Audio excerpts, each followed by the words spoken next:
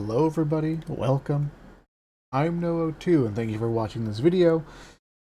Please check the timestamps for this video. I can already feel it in my bones that it's going to be a long one. I'll do my best.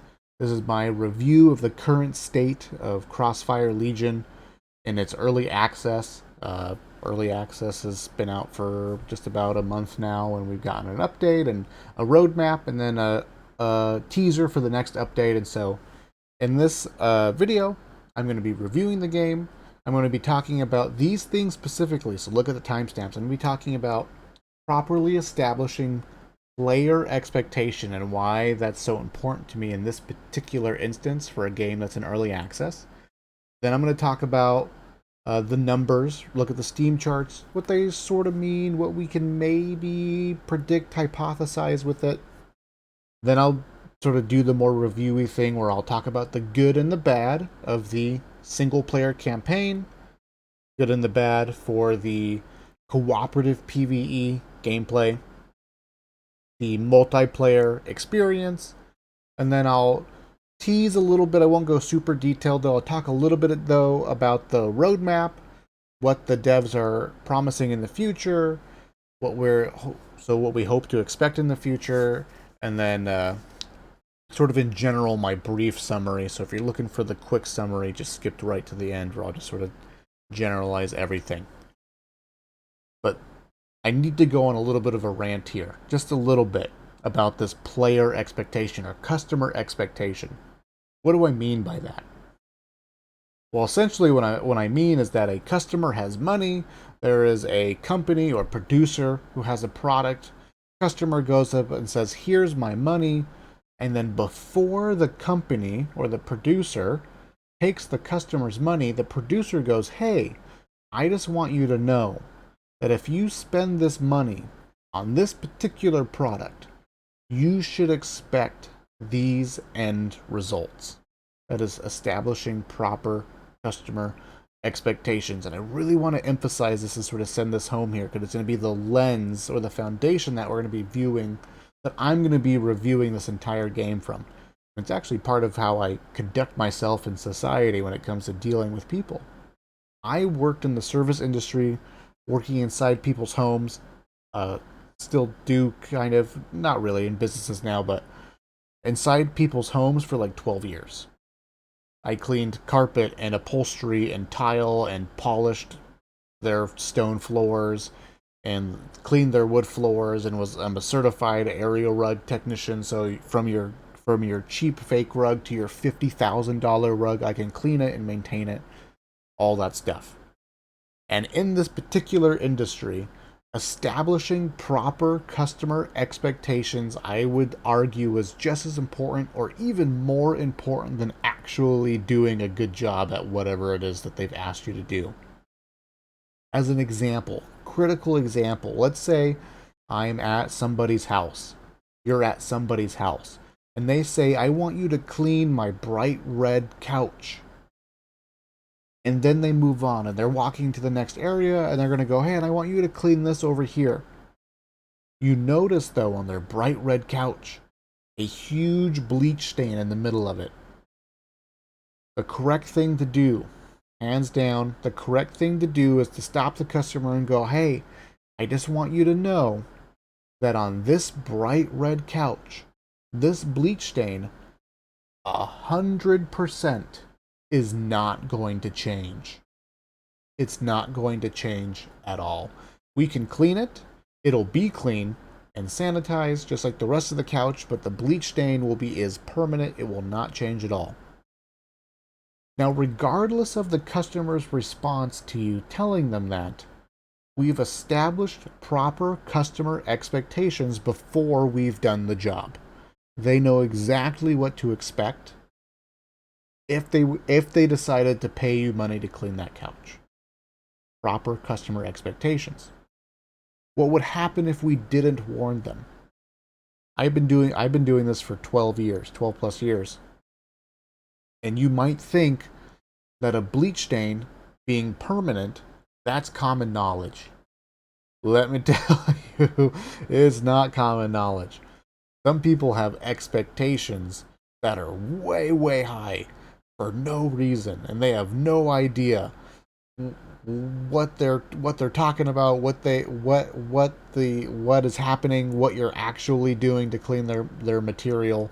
They have no clue, but their expectations are real high. So you got to set those proper expectations, because if you don't warn your customer about the bleach stain, you clean the bright red couch.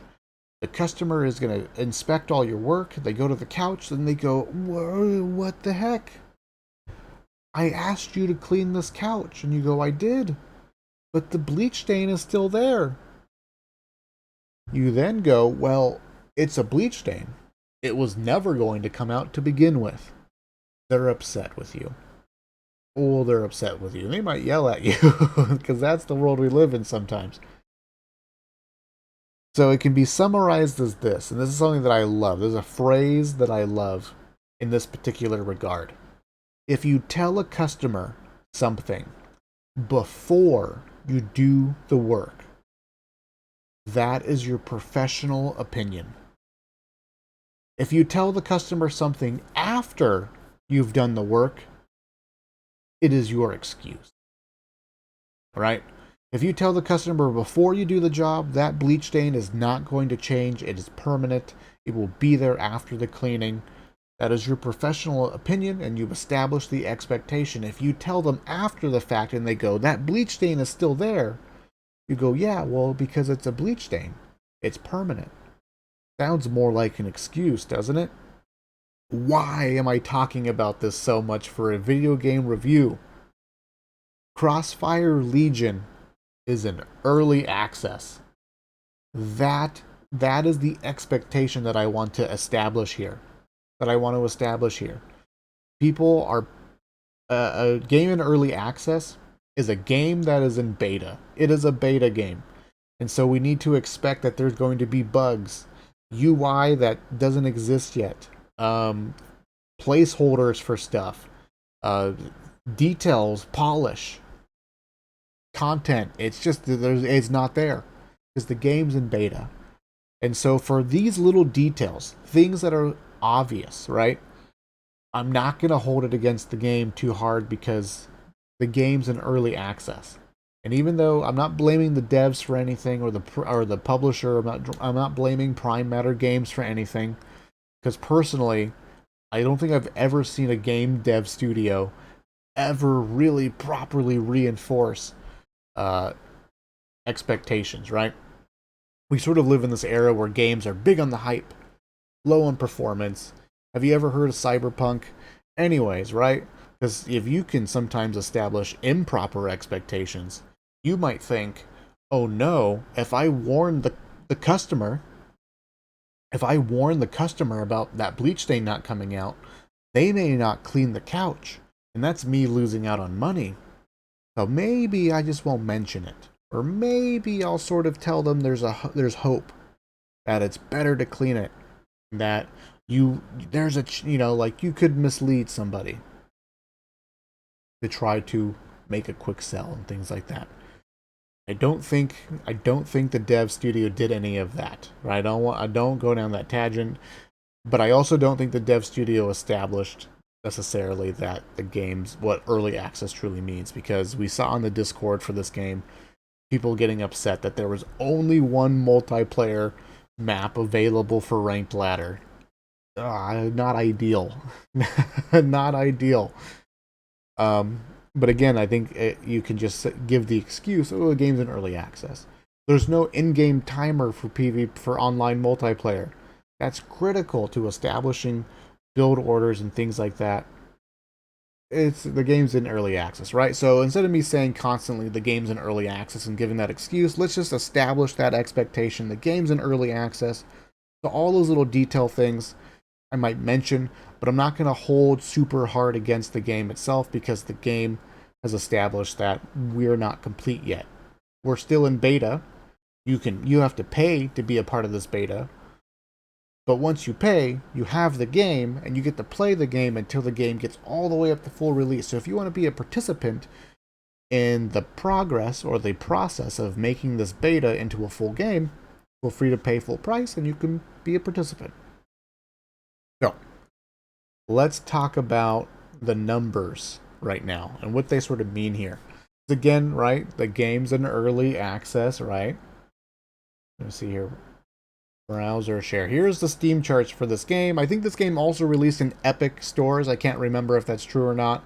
If it did, these numbers obviously don't reflect Epic stores. Current players, 13. 24-hour peak, 22. All-time peak, 217. What does this really mean? First of all, I want to mention that this all-time peak does not represent sales. Does not represent sales. And personally, I'm not really concerned about sales. This number right here gives us enough to infer the game didn't sell a tremendous amount of units, right? Right, this all-time peak, more people bought the game than 217, but because of time zones and people living in, in different parts of the world, not everyone who buys the game gets online at the same exact time, right? But with the all-time peak being 217, for the most part, we can infer that the game didn't sell a tremendous amount of units. Is that a bad sign? Well, paying full price for a game that's in early access, some people may not be into that. I've also talked about how I think this is a game I think this is a game that deserves more attention than it's going to get. Alright, I think the YouTube video hype for this game was like in the 20k, 20 to 30k as far as like their YouTube and their advertisements for this video. They've had some fancy streamers play the game like Artosis and Tasteless and things like that. I don't know I'm sure there was other streamers who played this game, right? So there's been some advertisement for this game, but I don't think a whole lot. I think the hype for this game is fairly low. I think that number sort of reflects that in general. The current player base, there's only 4 campaign missions and there's only 1 cooperative PvE map right now and a couple of different game modes. There's not a whole lot of casual player experience in the game right now. And when it comes to RTS games, the vast majority of a concurrent player population for an RTS game is casual. I don't know how many people are playing StarCraft 2 right now, but whatever that number is, I would guess that somewhere between 70 to 90% of that number are people playing the campaign, people playing the PvE co-op, people playing custom maps like turret defense and the StarCraft version of Dota and things like that. Like that's where the bulk of an RTS player population is. That's just the established rule of RTS world that we've seen for the last 24 years for the most part. But only like whatever reason the die-hard hardcore players seem to be the ones playing online for a long time. But if an RTS game like StarCraft 2, which has some longevity to its casual content, then you can see an established player base exist over a course of time. So I think the reason why we've seen such a dramatic drop in player population since its early access release is just that there's not a lot of casual content to be had right now in general. So I just wanted to sort of talk about these numbers a little bit just to establish that I don't think these numbers are like, you shouldn't interpret these numbers as like, oh, the game's dead. No, it's just the game, people are actually still waiting for the game to be fully released. And as far as like content goes, there's not a tremendous amount of it right now. But obviously between now and full release, there's going to be an additional like 11 campaign missions, and I think 15 and all this stuff, right? All this planned content, and we'll talk about it sort of at the end here. We'll talk about the end here. So, the good and the bad. I guess I want to generalize here. Don't read too dramatically into these numbers as far as thinking the game is dead. It's just people don't want to pay full price for a game that's not complete. And as far as content goes, the game just doesn't have a tremendous amount of content at the moment. But in the coming weeks and months, content is going to be rapidly added until the game is fully released and has everything the devs promised or could get out. So, the good and the bad for the campaign. What's going on there? Only four missions. Personally, I had a blast, right? Let's talk about the good. I actually had a lot of fun playing the campaign. Um, I think the story is going to be fun. It feels, for me, the story is going to take itself very seriously. If you ever played a Command and Conquer game, Command and Conquer games with their live action actors and their cheesy plots, and Command and Conquer is a game that likes to pretend that it takes itself very seriously. It's very self-aware in what it's doing. Crossfire Legion is not doing that. Crossfire Legion, as far as I can tell, is going to be taking itself very seriously. Um, but it's kind of fun that it does that. It feels sort of soap opera-y. It feels kind of soapy. You know what I mean? And so I actually had a lot of fun with it. I mean, they had a little trailer where like one of the commanders, this female commander, she like approaches the other commander and she's like, "Hello, father," and it's like, you know, it's gonna be campy, cheesy stuff like that with silly dialogue and intense voice lines and people yelling in the background that they need help and things like that. And so actually, it was a sort of like, if you let go of your suspension of disbelief, it's a fun ride. And I had a blast with the first 4 missions and the cliffhanger at the end of the 4th mission. Ooh, so I had fun. With that being said, some people may not be into that. Because again, I would describe it as like borderline soap opera.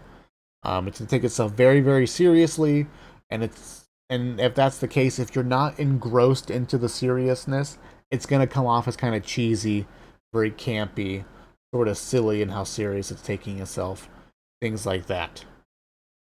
Otherwise, as far as like the only other thing that I was concerned about, really, but again, I hope they fix over time, and I expect them to do so over time, is the campaign difficulty. The first mission was like basically a tutorial. It was free. I played the 4 missions on all of the difficulties to get a feel for it. And for the most part, the first mission, basically free, just about, even on the hardest difficulty. The second mission, though, was a huge spike in difficulty, an unbelievable spike in difficulty, the amount of mechanics that I think, the amount of micro that needed to be done to do that mission comfortably was dramatic. Even on the easiest difficulty, and I watched other people play that particular mission on the easier difficulties and just struggle and be frustrated. I don't expect the missions to be like that into the future, but just something to pay attention to over time, because I think as the game releases more content, I might come back and review some of this stuff and talk about it again just to see how the progress is going, because again, it's so early on in the early access. I just wanted to get this sort of first impression out to see what we got going on here. But I think when it comes to the campaign, ultimately, I think it's going to be fun. It may not be for everybody, but we have to sort of wait and see how it progresses, because it's pretty early on. It's only 4 missions. The PvE cooperative content. These are sort of like you call up your friends, you get into a match together, and you do unique special missions that are not a part of the campaign, where you complete particularly whatever different objectives, but you do so with your friends. Hence the cooperative. This is the area where I'm most concerned for the game, just in general. I like the idea that the game is coming out the gate with some emphasis on having this mode established already. Right? StarCraft 2 didn't release with cooperative PvE gameplay, but this game is taking that step, taking the initiative to do so. I think this particular area of the game in RTS games in the future, this is going to be a very important area, because again, the vast majority of an RTS population are the casual population. If you want them around for a long time, you're going to need replayable cooperative content. Replayable cooperative content. And once you have that established casual player base, there's more opportunity for your tournaments, your hardcore pro scene. There's more chances that the casual players will be interested in watching, because they're playing on a semi-regular basis.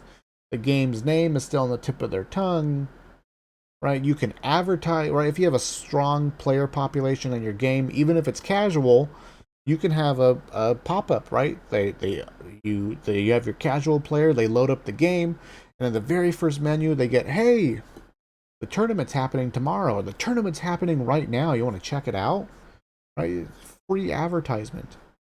The stronger your player population is, even if it's casual, the more opportunity to take that player population and put it into an audience for your pro scene, and that can just be overall just healthier for the game in general. So I think the PvE content is super important, I think, to this game's particular, or to any RTS game survival. And this is where I sort of need to compare the game to StarCraft 2 directly, because I think the establishment of the commander mode for StarCraft 2 sort of pulled like StarCraft 2 out of the gutter. Not that the game was necessarily suffering in the pro scene, but the game was bleeding player base rather quickly, and people, we're not going to get into the details of it all, but essentially there is now like a well-established casual player base for StarCraft 2 that ebbs and flows, ups and down, and there's other factors that go into it and things like that. I don't want to get too detailed into it, but it kept people around playing StarCraft 2 just in general. And if you haven't played StarCraft 2's cooperative mode, it's pretty fun. You got commanders, special abilities, unique armies, a whole slew of commanders to choose from, and as you play them, you level them up and unlock new things. Cool. And then there's a variety of missions to choose from, and you can play with your friends, play with random people, all these different missions with all these different objectives, like get from point A to point B in a certain amount of time, or get all over the map, or defend these multiple points on the map, or survive the night. Just survive long enough and things like that. You have different commanders, different missions, and not only that, they had weekly challenges. This week you can play the hard mode, and in this particular hard mode, when a unit dies, it explodes into a cloud of poisonous gas. So be careful with how you position your army, and things like that would keep the PvE mode for StarCraft 2 fresh, because that hard mode, that extra detail would rotate out every week. And they would make some missions harder, some missions impossible, some missions easier. And so it would sort of add these different challenges where players could go, oh man, this week they're doing this particular thing. Let's play through all of the missions again using this particular challenge. And sort of that would bring unique problems to every individual mission, and players would have to overcome them, and it would add lots of replayability to this particular game mode. Why am I talking about StarCraft 2 so much? I think at the very least, it's well established, it makes a lot of sense, it's fun, it's successful. I don't think Crossfire Legion's PvE currently even remotely matches to it. And the reason why I'm bringing that up is I'm worried that I don't think it's ever going to. I could be totally wrong, but my prediction is that the PvE for this game is going to struggle. It's not going to be I don't think it's going to hit home quite as well. And with StarCraft 2 being free to play and you being able to access that content for free, I don't think it's going to be a super strong selling point for this particular game for Crossfire Legion. I think it's going to struggle.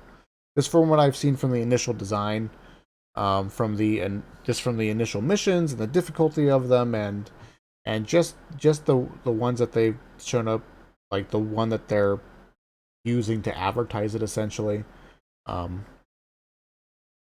Just think it's going to struggle in general. I can't really say much more than that. It just wasn't very compelling, the particular game mode that they offered. I hope that there's more in the future that's quite exciting, but I think at this point it's like this PvE mode, having unique commanders and unique armors and armies, it's been done already. And so Crossfire Legion's unique thing, having the ability to customize your army, well, in the PvE sense, not really unique anymore. And so I think it's just like it has to go head to head with StarCraft 2, because if you had to choose between, if you're going to choose an RTS game to play cooperatively with your friends, I think over time people are just going to end up back at StarCraft 2. And so I think as far as maintaining a potential casual player base for Crossfire Legion, I think it might struggle in the future. We'll just have to see how it plays out. Multiplayer experience. Again, all the little details for the multiplayer. The devs have sort of talked about how they want to make the multiplayer their focus. They want a competitive RTS game with a good pro scene, things like that. The fact that they've made that mention, that's sort of one of the things that they're really focusing on, concerns me, because again, I think establishing a casual player base is better for the game in the long run. I could be wrong about that necessarily, right? But that's my take. That's my opinion on it. I've been playing RTS games for a very long time. I've seen lots of them come and go. That's sort of my experience, but that's my take. That's literally just my prediction on it. But all the little details for the PvP stuff, the in-game timer, the lack of maps, things like that, we're not worried about it. But as far as balance go, I actually think that the online multiplayer is the most balanced part of the entire game. It's not perfectly balanced. There's still some big issues, but I think for the most part, a lot of the major issues as far as balance goes are quite obvious. They're quite obvious. I know the devs are testing the game in-house. I got to be a part of the focus group that got to play test the game as well. And ultimately, though, it's all small sample sizes. So, we made our predictions. We told them what we thought was broken, what was needed buffing, things like that. Some of it was right, some of it was wrong. But really, it's just when it comes to balancing PvP and things like that, you just need so much data, so much raw data and player base and things like that. And the game just doesn't have it yet. So I am worried about the what the PvP balance might be by the time we get the full release, because again, when we look at the numbers, there's still not a tremendous amount of data coming in as far as balancing the PvP, but I do think that a lot of the major issues with the online experience are quite obvious. Like, one faction can turn their entire army invisible with a click of one button, and they can click that button as many times as they have headquarters. And so you can have like I don't know, like a minute of permanent invisibility on your army, and it was just really easy to abuse as far as like, oh, you don't have detection here. Well, you lose in this area then. You don't win here, I win, because you can't see my units. My units kill your army for free. You have to retreat, things like that. New Horizon has some weird issues as far as like they have like their only bit of like late game army composition is a spellcaster that they spam over and over again because it's crazy range and super valuable. And if you have any amount of artillery against them, you just outmaneuver their army and you beat them that way. Like, there's some obvious issues as far as PvP goes, but I think they'll be ironed out in the long run. I actually had a lot of fun playing online against other people. The game does sort of feel like the old school RTS. It has very fast-paced macro. Most of it automated now, sort of like StarCraft 2 and things like that, but very fast macro. Almost probably a little too fast for players who are going to be jumping into the genre for the first time. But I think it's doable, and especially because the micro, all of the managing of your army, is a little bit slower paced. Just based off of the majority of the units' movement speeds and how fast things take to destroy each other and things like that. I think it's fast-paced economy, slower-paced army movements, and slower-paced army interactions. I actually kind of enjoy that element. I think it's kind of fun. So as far as the fast-paced economy goes, there's a lot of opportunity for high skill cap as far as managing and your base and your economy and upgrading things and hitting timings and having good build orders and things like that. Oh, sorry, I apologize. Whacked my microphone with my jazz hands. Right, there's a lot of interesting potential, I think, as far as the macro side of the game goes because of its current pacing and things like that, and it could offer some interesting build orders. And now with the slower paced army management and an army micro, it sort of emphasizes, I think, more methodical, more correct thinking. I think it lends itself more naturally to players being rewarded for making the correct decision as far as versus making the fast decision. Sort of feels more in that sense of like an Iron Harvest or Company of Heroes thing where because units take time to kill each other and have to like get behind cover, and firefights between squads can last a really long time depending on some circumstances. It was less about like snappy, fast-paced, split-second improv decision making, and sort of more about like, is this even the right choice to begin with? And you have sort of time, you have a little bit of time to think just for a little bit and make that choice at all to begin with, and things like that. And so I actually think overall, as far as a multiplayer experience, I think there is an interesting balance here between potential skill cap, but accessibility for the casual for new RTS players and things like that. So I do think that this is, as far as RTS goes out there right now, especially new ones, I think this is going to be a decently easy RTS to get into if you're interested in stepping into the multiplayer ladder for the very first time. There's obviously still going to be a learning curve for it, but I think it just is sort of in summary for the multiplayer. I think it's fun.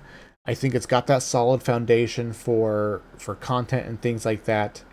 Has some obvious problems with balance and things like that, but the main problem that I have with it all is the cool thing about this game is that you can customize your army. You can pick a commander, and you can swap out units for your army. So you can have this infantry unit that does this, or you can swap it out with a different infantry unit that does this. And you can then do that for every single unit. You can swap this tank out for an artillery unit, and you can swap this airplane out for this helicopter, and it does something else, right? And you can sort of customize and mix and match what your army does, what your army's strong at. Do you have a strong early game? Do you have a stronger late game? Do you have an early game that's, good for defending but not good for offense? And you can sort of tweak it all around. Very interesting, and I think that's the niche for this game in particular. The failing of it, though, in the multiplayer sense, is that when you're choosing your army and your commander, you don't get to see who your opponent is, and you don't get to see what map you're going to be playing on. Now, you might imagine having the ability to customize what my army looks like could have implications as far as, like, who am I fighting against? What faction am I fighting against? If I'm fighting against this faction, then I want to use this army composition. I think this army composition is strong against that faction. What map are we playing on? Oh, on this particular map, it gets lots of choke points. So I want to establish a stronger air game. I want to get these units to deal with these particular problems that the map presents. Those interesting choices that this customizable army presents don't get to happen. You queue up for a match, you get thrown into a match, and only then do you get to see what map you're playing on and who you're playing against. So what that lends itself is that instead of having an interesting composition for your army, you sort of have to default into versatility. I need an army that covers all the bases, it does a little bit of everything, because I don't know who I'm fighting or what map I'm going to be on. So if I get too specialized, I'm rolling the dice, and I might just counter myself. If I roll the dice and don't come up lucky, I'm going to be in a world of pain having a crappy army composition against a faction that's strong against me on a map that counters what I'm doing. So I feel like there's two interesting choices that could be had that you can't make right now, just based off of how the matchmaking, based off of how the multiplayer functions right now. What I would love to see is you hit the button to queue up for a multiplayer match, you find your match, and you get tossed into a lobby. And then it goes, you have 25 seconds, you have 20 seconds. And in that 20 seconds, you get to choose your army composition, maybe from some presets, or you can change them out individually. But in this lobby, where we have 25 seconds to make our choices, we can see the map that we're going to be playing on, and we can see what faction our opponent is going to be. So when you queue for your online match, you choose a faction and you're locked into it. You're locked into the faction. You can't see what commander or army your opponent is choosing, but you can see what faction they are. So now you get this, you get to make the informative decision based off of what your opponent's faction in, and based off of what the map you're playing on. That's going to inform your decision on what you choose to bring into the match ultimately. And I think that's I think that adds way more depth to the system that they're trying to implement here. I would love to see that in the future. It's been brought up to the devs, it's been mentioned, they're aware of it, and I'm sure they're talking about it in boardrooms and things like that.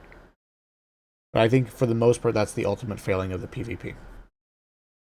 So, future content. What do we got here to expect, right? What do we got here to expect? Got ourselves a nice dev blog, right? Currently planned for early access, right? And this is what I mean about like the game isn't early access, right? Look at all this content. Campaign saves. You can't save your game in the campaign right now, right? People are like, oh my goodness, I can't save my game. I've been playing this mission for 5 hours and I can't save it now? I have to do it all over again? Game's in early access. Campaign saves, campaign act and 3 and 4 and everything else. More faction upgrades, unlocks, interact, incentive for team play, level editor, new commanders, new co-op missions, new maps. Look at all the stuff that the game doesn't have yet, but it's going to, right? But it's going to. And let's look at the next update. This is a big update. I'm not going to go over it super detailed here. The link for this will be in the description for this video. We're approaching 40 minutes here. We got to move fast. But the big niche for this game, being able to customize your army, you also had to unlock those units. You would play the game, earn a soft currency, an in-game currency that you can gain by playing the game naturally. And then you would purchase units over time. They were removing that element entirely. When you purchase the game, you have everything unlocked. People were confused about how it worked. People were worried about pay to win. All those issues have been put to rest because you have everything, right? People were worried that I'm going to pay full price for a game, but not have access to all of its content. I have to unlock it. Don't worry about it. The store is being removed. You will have all current and future units available to you immediately to all players. Cool. Right, this is the next update that's going to happen. It hasn't happened yet. Act 2, 4 more missions. This is cool here. Battle lines. Battle lines. Battle lines allows for 1v1, 2v2, and 3v3 matches with a focus on army composition rather than the micromanaging of the units. This is a macro-focused game mode where the players place their units in formation within the designated area and then watch them spawn waves that will autonomously fight their way towards the other team's HQ. This is like this is a game mode that you might expect in the custom game mode section of an RTS game. But they're actually going to take the initiative and establish it as a potential online multiplayer ranked mode something or other, right? I think this is super cool. Like, this is the sort of more casual content that I think will bring players back over and over again, where you don't have to get all sweaty with build orders and this and that, and right, this is like the team fight tactics for this game potentially, right? A more casual player experience that will keep players coming back, that will keep the word League of Legends in people's mouths and things like that. New payload map, more updates, standardizing mineral incomes, rebalancing commander abilities, adjustments to game economy, performance and stability, and etc. And a tournament. I'm actually in this tournament. I haven't been practicing for it.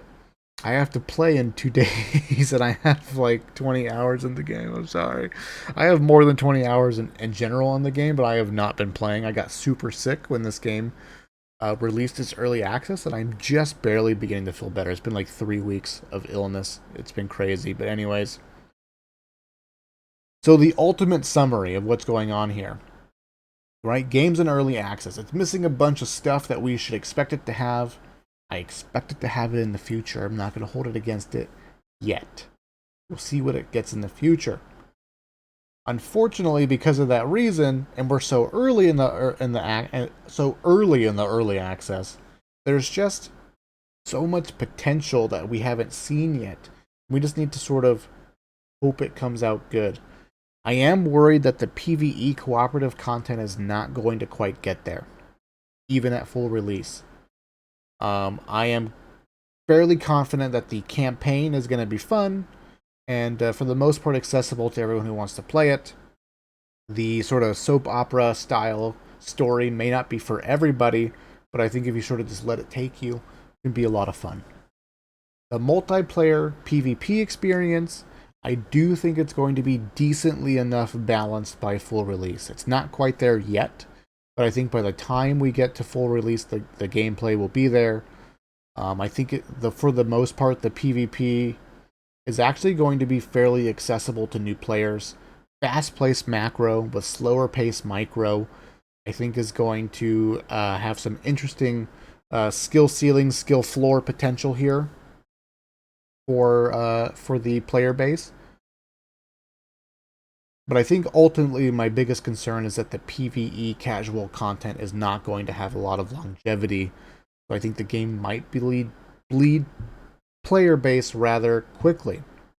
And I think that'll lead to lower populated tournament viewership, and that might lead to less pros wanting to play the game, and that might lead to less content creators willing to invest into the game because if a game's general player population drops dramatically, a YouTuber who's trying to make cooperative guides, right, cooperative PvE guides, he's not going to be incentivized to do that if the cooperative content is only a week's worth of content and then people are gone. So I think that's where the biggest issue lies. I think for the most part, I think that's a decent enough summary. I think it's fairly a fair assessment. We're not going to judge the game too harshly for being an early access. There's lots of content in the future here to expect. I'm very excited to see it and play it and hopefully bring you guys more content for this game as we see it. The current player population for the game is rather low. The players that we see at this point, these are the hardcore online players for the most part. Some of these players might be doing the campaign, might be doing some co-op. These are the 13 people who are in the tournament. I would guess, right? So I'm still excited for this game. I'm still excited for the content to come out. We'll see how it goes. Let me know what you guys think. Let me know if you guys think this was a fair assessment. Thank you for watching all the way through. I really do appreciate it. And I hope to bring you guys more content soon. And I will. I'll see you guys in the future.